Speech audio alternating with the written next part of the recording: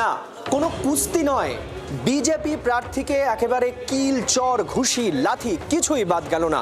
কুমারগঞ্জে BJP প্রার্থীকে ঘিরে কার্যত একগুচ্ছ মানুষের ভিড়। তার ব্যক্তিগত নিরাপত্তারক্ষী তাকে বাঁচানোর জন্য রীতিমতো দৌড় দিলেন, কিন্তু তারপরেও শেষ রক্ষা হলো না। শুভেন্দু সরকারকে কিল, চর, ঘুষি মারলেন কেউ বা কারা? কেন, কি ঘটনা? দেখুন ভোটের প্রথম দফার ভয়ঙ্কর ছবি।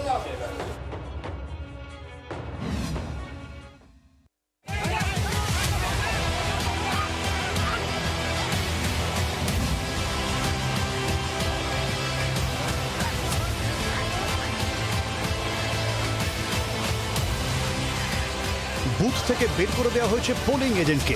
অভিযোগ পেয়ে একাই ঘটনাস্থলে ছুটে যান দক্ষিণ দিনাজপুরের কুমারগঞ্জের বিজেপি প্রার্থী শুভেন্দু সরকার। সঙ্গে ছিলেন তার নিরাপত্তার দায়িত্বে থাকা একজন মাত্র পুলিশ কর্মী। সেখানেই প্রার্থীকে ঘিরে ধরে মারধর করলেন গ্রামবাসীদের একাংশ। পরপর পড়ল চর, খেলেন একের পর এক ঘুষিও।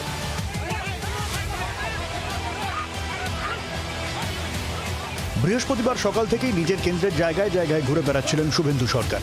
সকালের দিকে খবর পান চালুন গ্রাম পঞ্চায়েতের একটি বুথে বিজেপির এজেন্টকে বসতে দিচ্ছে না তৃণমূলের লোকজন। খবর পেয়ে ঘটনাস্থলে ছুটে যান পদ্মপ্রার্থী। এক অভিযুক্তকে ধরতে নিজেই দৌড় লাগান।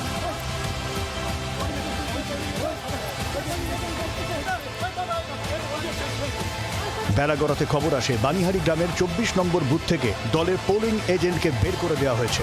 নিরাপত্তা রক্ষীকে নিয়ে তড়িঘড়ি ঘটনাস্থলে ছোটেন শুভেন্দু। সেখানেই তাকে ঘিরে ধরে মারধর করা হয়। প্রার্থীকে নিয়ে কোনো মতে দৌড়ে পালান পুলিশ কর্মী। মারধর করার চেষ্টা করেছে, মারতে পারেনি, গায়ে হাত দিতে পারেনি, চেষ্টা করেছিল। ওরা আমাকে আটক করার চেষ্টা করেছিল, রাস্তা ঘিরে ধরার চেষ্টা করেছিল এবং সেখানটা একটা ভয়ভীতির বাতাবরণ তৈরি করার চেষ্টা করেছিল। আমি যখন সামনে এগিয়ে আসি আমাকে তিন দিক থেকে আক্রমণ করা হয়। কেন্দ্রীয় বাহিনী পেছনে কোথায় ছিল আমি দেখতে পাইনি। সকালবেলা থেকে আমি যেটা বলেছি, পুলিশের ভূমিকা অত্যন্ত নিন্দনীয়।